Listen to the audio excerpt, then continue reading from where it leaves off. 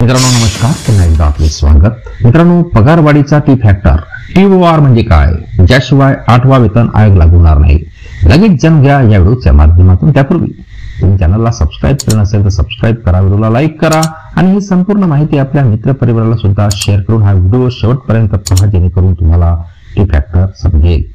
तर मित्रांनो, बातमी अशी आहे की केंद्र सरकारी कर्मचारी आणि पेन्शनधारकांसाठी एक मोठी आनंदाची बातमी समोर आली आहे.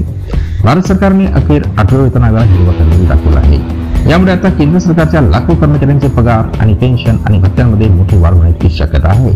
महागाईच्या या काळात पगारवाढीची आतुरतेने वाट पाहणाऱ्या कुटुंबांना यामुळे मोठा दिलासा मिळणार आहे. आयोगाचे काम कधी सुरू होणार पहा मित्रांनो. वेतन आयोगाचे काम आता TOR म्हणजे टर्म ऑफ रेफरन्स म्हणजे संदर्भ अटी मंजूर होण्यावर अवलंबून आहे.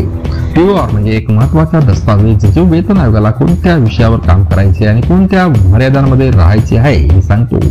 राष्ट्रीय परिषद संयुक्त सल्लागार प्रणालीच्या कर्मचारी बाजूचे सचिव शिवगोपाल मिश्रा यांनी सांगितले की TOR ला लवकरच मंजुरी मिळण्याची अपेक्षा आहे. TOR मंजूर झाल्यानंतरच आयोग अधिकृतपणे आपले काम सुरू करू शकेल. कोणाला फायदा होणार पहा मित्रांनो.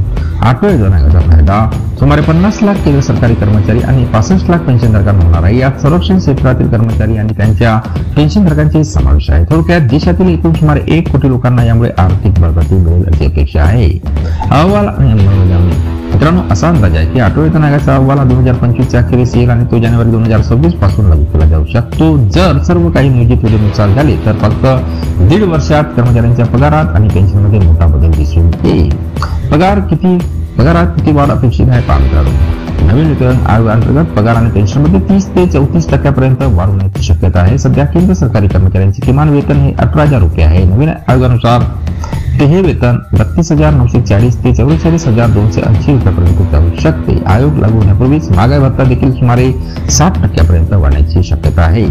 पगार वाढ ठरवण्यासाठी सध्याच्या पगारात मूळ वेतन, महागाई भत्ता, घबराई भत्ता आणि प्रवास भत्ता यांचा समावेश असतो. नवीन आयोगामध्ये सर्व घटक विचारात घेऊन एक नवीन वेतन रचना तयार केली जाईल, ज्यामुळे कर्मचाऱ्यांच्या हातात येणारा पगार लक्षणीय वाढेल. मित्रांनो, नवीन अपडेटसह भेटू आपण पुढच्या व्हिडिओमध्ये. धन्यवाद.